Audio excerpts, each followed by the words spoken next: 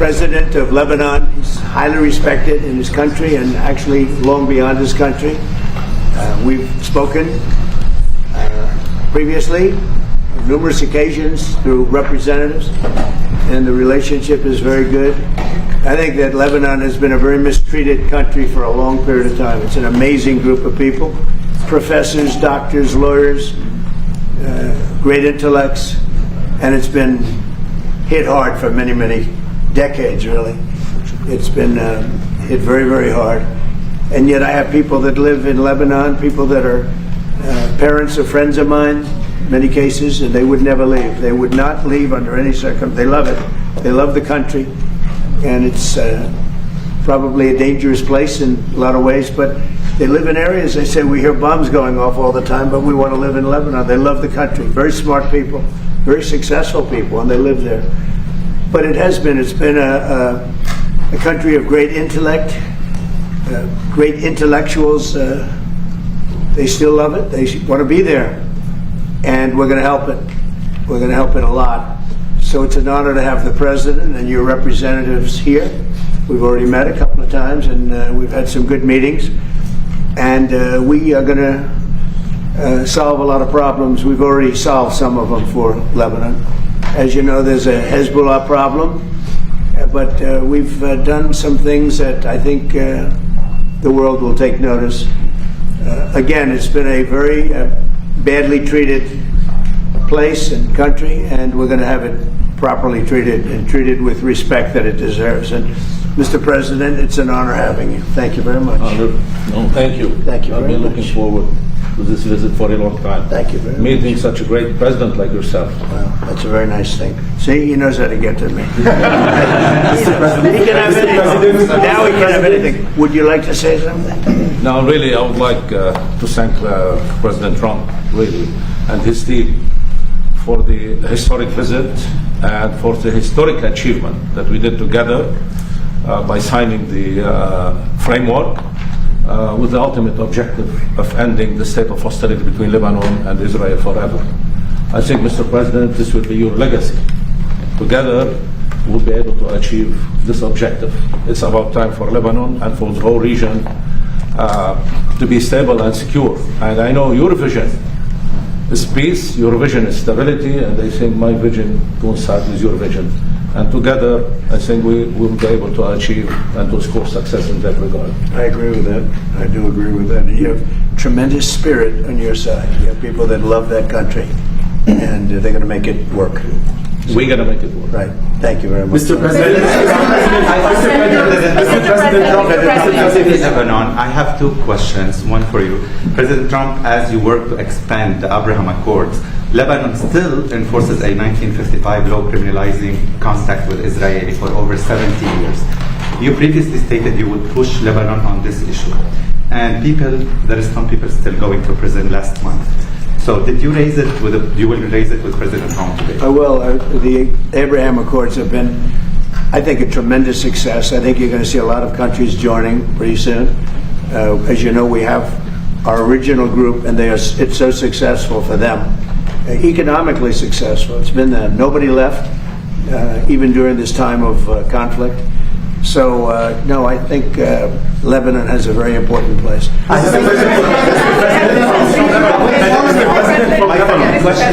What is your level of concern of a blockade of the Red Sea by the Houthi rebels, opening up another front? Well, we'll have to see what happens. So far, it hasn't happened, might happen.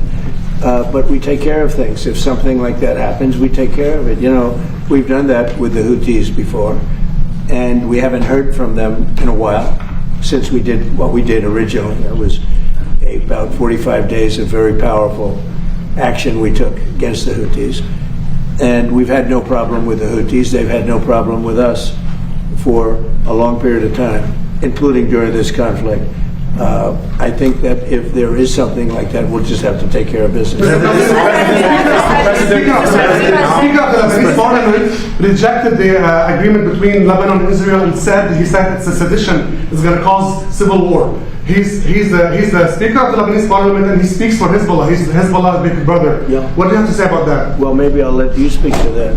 Actually, the framework doesn't require the endorsement of the parliament.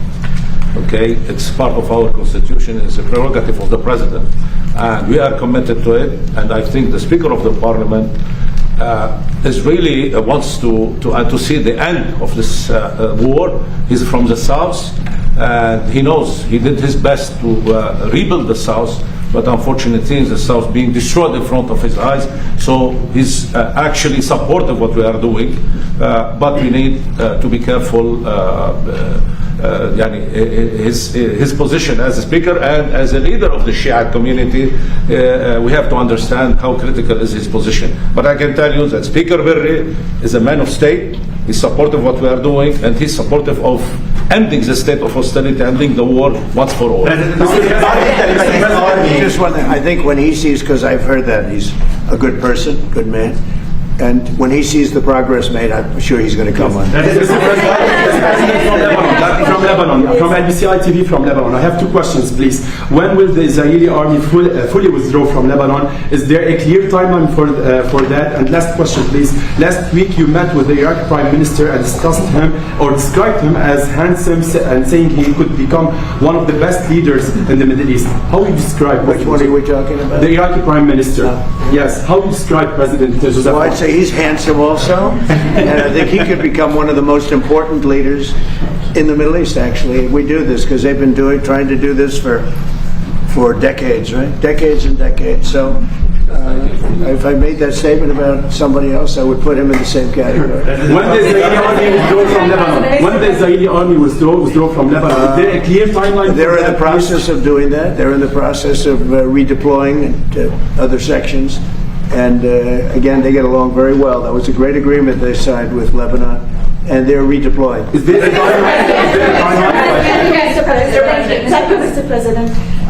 The Lebanese army needs help, and the United States said that it's very important for the Lebanese army to take over the villages that Hezbollah withdraw from. How are you going to help them, and how does Well, we're going to be speaking about that today. Making sure that you will be in the We'll be speaking about that today with your president, and we have some very concrete plans already in store for that, with others going in and helping. But they're also becoming much more self-sufficient. And we will be speaking about that. That's one of the subjects we're going to be talking about. Thank you, Mr. President. My question is, the Lebanese army said today that Israeli forces opened fire in proximity to the Lebanese trying to deploy in one of these pilot zones. This is day 2 of the pilot zones. Are you prepared to take any additional steps to put pressure on Israel to withdraw, which I believe President Aoun is planning to ask you? Well, I just heard about that before this conference just happened, and we'll be looking at that, yeah. Thank you, Mr. President, there are no signs that Iran is ready to stop fighting. So what is the plan? Is the plan to just keep bombing until How would they you give know up? if there are no signs? What, you know something that I don't know? Well, they continue to attack our allies. But you don't know what the dialogue is behind the scenes, that they want to meet desperately to try and end it because they're getting decimated. You don't get that when you listen to your fake station, but you don't know. You don't know anything. So talks are You know still something that I don't possible, know. You know something I don't know. Well, tell us. I will tell you, they want to desperately meet, and until they're ready to meet in a meaningful way, we have no interest in even. So the bombing Mr. President, are you planning on putting any pressure or consequences on China for what you announced about the meddling in the 2020 election? Well, we're going to talk to them about it. It took place a long time ago. I think China's maybe a little bit different today than it was then. But look, they do things. Too. It's not a one-way street. But we'll be talking to them. Yeah. Mr. President, something that doesn't get talked about a lot, but Border Patrol reported 14 consecutive months, no releases at the southern border.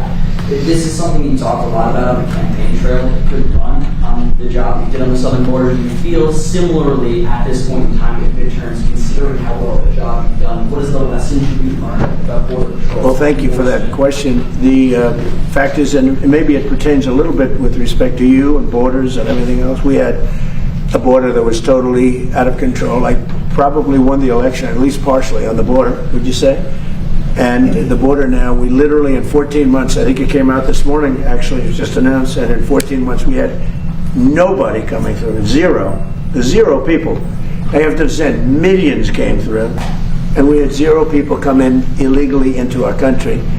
And that's made by people that happen to be Democrats, largely Democrats, and people that do those stats. And I'm sure they don't like saying it, but we really had virtually nobody coming in, and they actually say nobody, not even virtually. So it's amazing what's happened there, and very people talk about that anymore. You know, they don't like talking about that. They don't like talking about Venezuela, where we lost no people.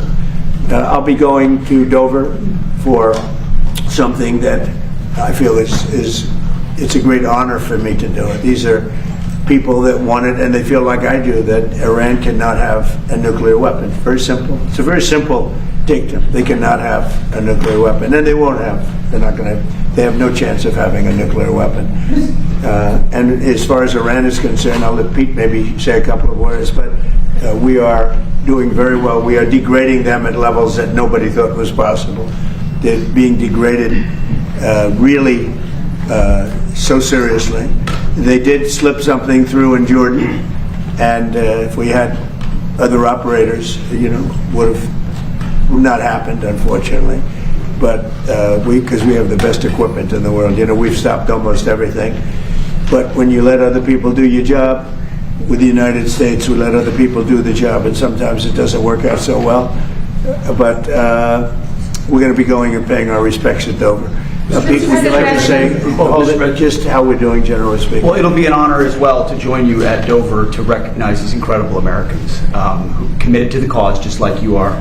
Something no president's been willing to do. 47 years, they build up a conventional capability like the North Koreans did. Remember, that's how North Korea made their way to a bomb. So much weaponry that no one was willing to stand up to them. President Trump was, and it continues to this day. Iran's been given every opportunity to negotiate, to show that they're reasonable on the Strait of Hormuz.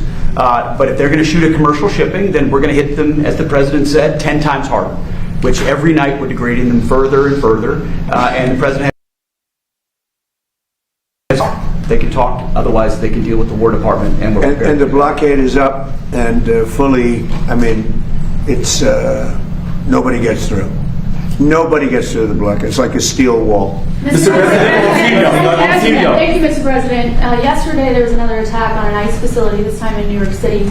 What in your view is prompting these attacks, and do you have a message for those who are attacking ICE? You're talking about the fire that was set in front of the federal building?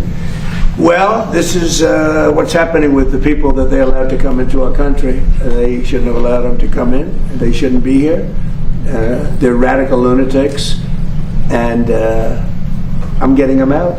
You know, we're getting them out at a pace. You know, we've gotten rid of more than any other president. I read stories. They try and give you phony stats.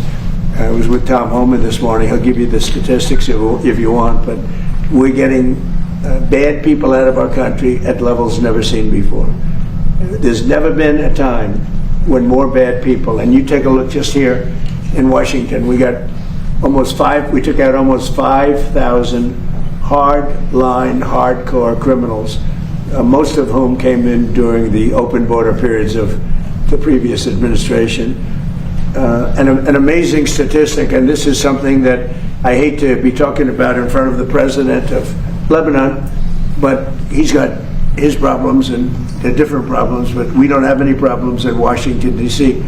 We've wiped out about 92% of the crime, and we're going to get very close to, I believe we're going to get close to 100% of the crime. And if you take a look at this city, compare this to what it was 15, 16 months ago, this was a dangerous city. I don't know how, I better not compare it to Lebanon because I don't exactly have your stats, but it might have been Lebanon was safer. This was a dangerous city under the previous administration, Biden, and now it's a very safe city. There was an article that came out 2 days ago that Washington, D.C. has made the greatest progress of any city in the nation. Now, Memphis also, and New Orleans also. And if they would ask us for help in Chicago, we would turn that around so fast. If they'd ask us for help in New York, we would turn that around so fast. Los Angeles, we would turn that around so fast. But the stat that's so amazing is that 2% of the people create 91% of the crime. Think of that. It's a great stat. Because if it was 70% of the people, that's a problem. If it was 20%, that's 2% of the people create 91% of the crime. Think of that. 2% of the people, you can handle that easily. So Washington, D.C. is now one of the hottest cities in the country. We have the hottest country in the world. But Washington is now hot. And I do have to say one other thing. We just had the World Cup, as you know very well. And it was the most successful World Cup ever. We didn't even have a protest. We had no crime. With all those events, was like having many, many Super Bowls. Each one was like a Super Bowl. And with all of that, we didn't have crime. We didn't have bedlam. Everybody left here with a different opinion than what they read in the fake news. They love this country. I saw Scotland. I saw Norway. I saw all these countries. I mean, the level of love that nobody wanted to leave. And I just want to congratulate everybody, the job that we did, and all of us, everybody in this room, because everybody in this room was involved. The Vice President was very much involved. It was amazing. I was with Johnny the other day, the job he did is great, but he said he never thought in a million years it could be so free of any difficulty. Think of it, we didn't even have a protest. Not only no crime. Now, there's a reason for all this, but part of it was that people just wanted to pull together. This country, for like a 4-week period, just pulled together. Really amazing. And I didn't want to say it before the final. I didn't want to say how well it was doing. I wanted to get the final up with, because you never know. It only takes... But we just had the most successful World Cup in history. Did 5 times the business of any World Cup in history, and I can't wait to get him back, but I think we won't be able to get him for the next one. Do you feel safe here, especially with this upcoming? Say what? Do you feel safe, especially considering the attacks on your life? I feel safe. Why wouldn't I feel safe? President Trump I'm Pedro Mani from Al Jadid. Are you still speaking with Hezbollah? You said in previous interviews that you're speaking with Hezbollah. I don't want to say that, but I would speak to Hezbollah. Yeah. I speak to everybody. I'll speak to people that a lot of people think I shouldn't be speaking to, and things work out. I would speak to Mr. President, I would say this: if the president wanted me to speak to Hezbollah, you know, he's lived with Hezbollah for a long time, and if the president wanted me to speak to Hezbollah, I would. You know, I would. Mr. President,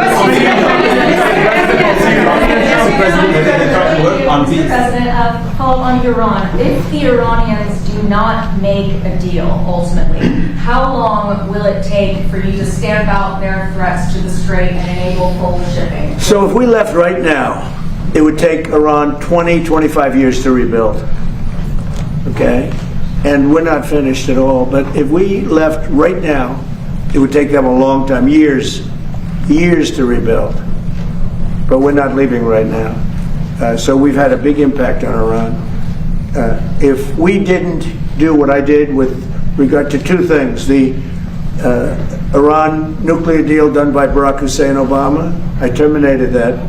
If I didn't terminate it, you wouldn't have Israel right now, because they would have had a nuclear weapon years ago.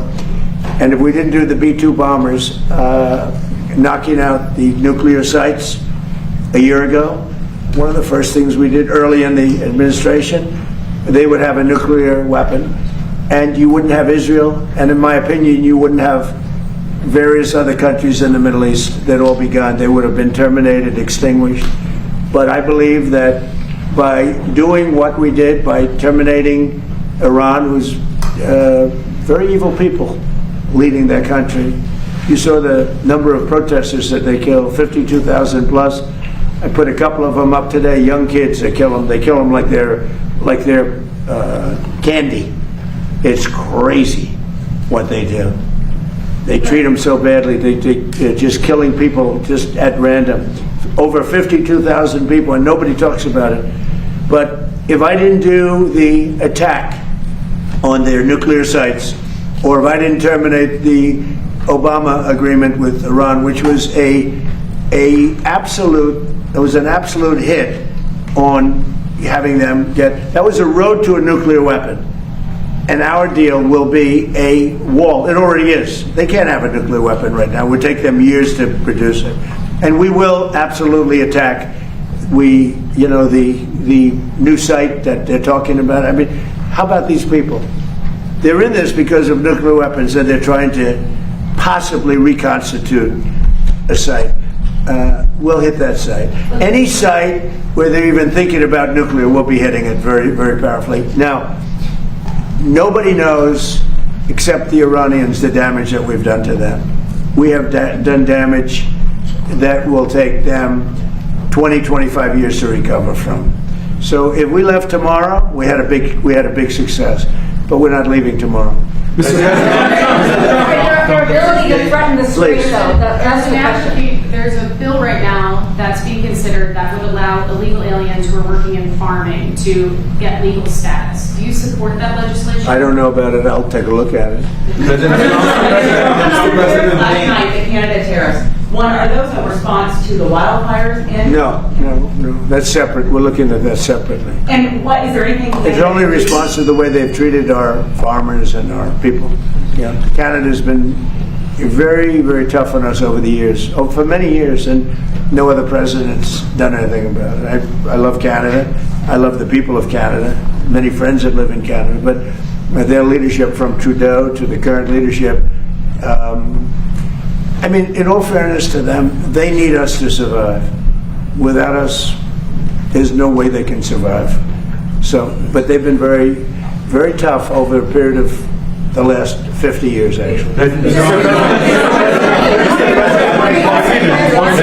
On Syria, Tony Murad and SPTV from Lebanon. Do you still support Syria entering Lebanon to disarm Hezbollah? You mean coming in and doing something with Hezbollah? Yes. Well, it's a concept, you know. We get along very well with the president of Syria. He's done a very good job.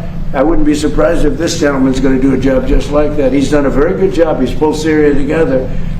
He would like to come in and do something with Hezbollah. You know, he's been fighting Hezbollah for a long time. I think it'd be very effective. So it's something I think. On tariffs, you increased the tariffs on Canada yesterday. Can you say if you still expect to impose tariffs on the wildfire problem? And can you say we're looking at that? A lot of damage has been done. They're not managing their forests properly, and the wind has a tendency to blow right over New York City, right over.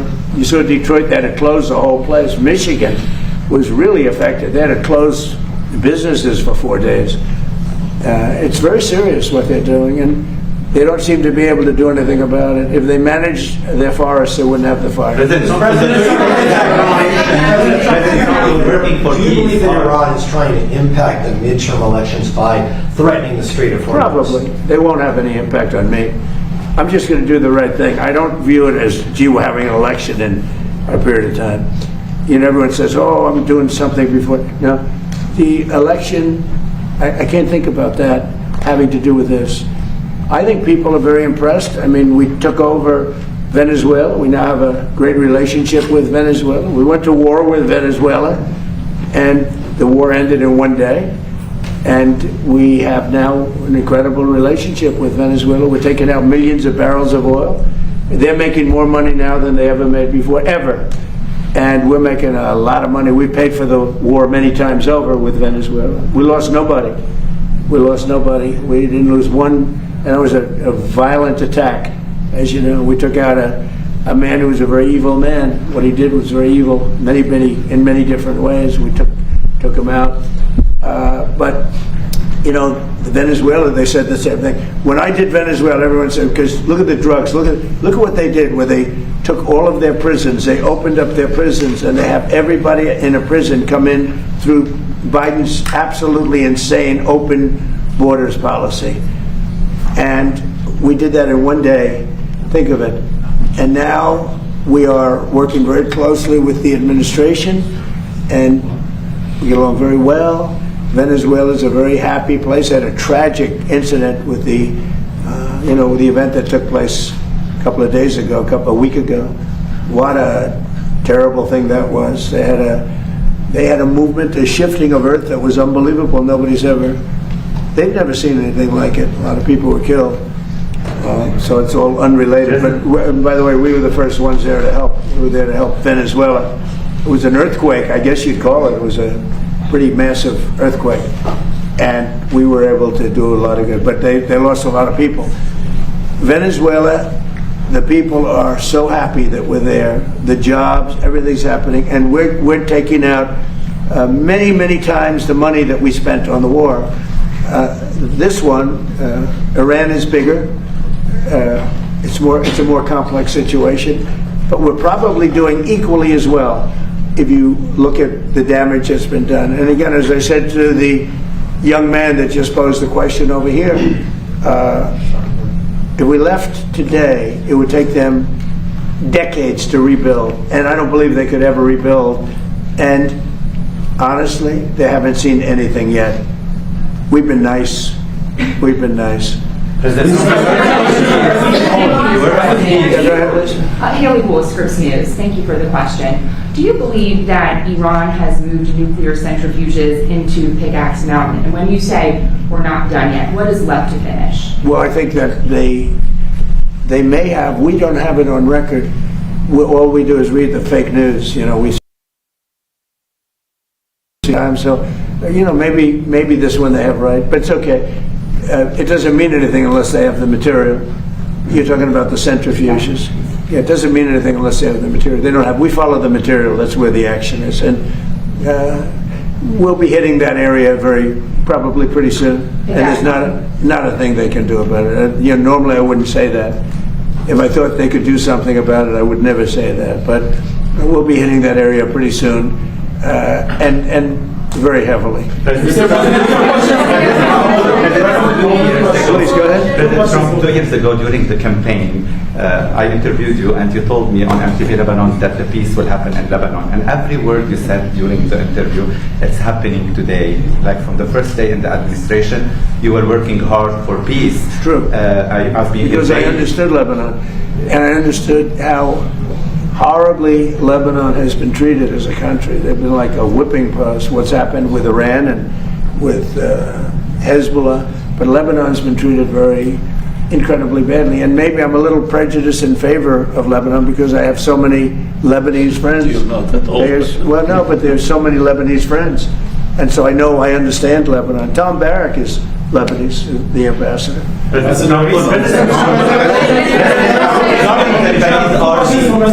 the Lebanese army, President Aoun, does the Lebanese army currently have the funding, equipment, and manpower necessary to implement the agreement? Or you are asking today President Trump for additional U.S. assistance today to do the job?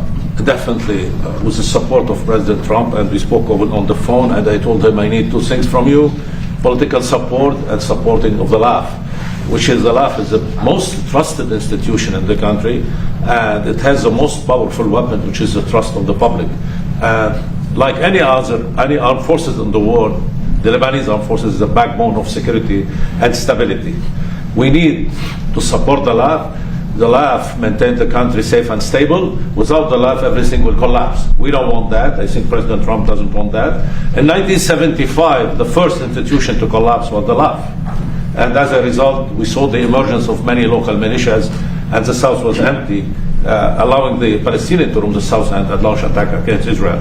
We don't want to see that back again. All we're asking is keep supporting the LAF, and they know that the LAF is doing great job, performing its duty to the fullest. I fully trust the LAF. I fully trust the leadership of the LAF. We will have. They did a great step forward with the recent signing with Israel. That was a big step. Are you going to allow direct flight from America to Lebanon again? I can see that happening, absolutely. Question for President Aoun. Tony Brad from SPTV. So Ambassador Issa, the U.S. Ambassador to Lebanon, Issa, told me that the President Aoun would not leave Washington empty-handed. What concrete outcomes will you bring back to Lebanon? You'll find out. Thank you all very much. We're doing very well with Iran. We're doing unbelievably with the economy.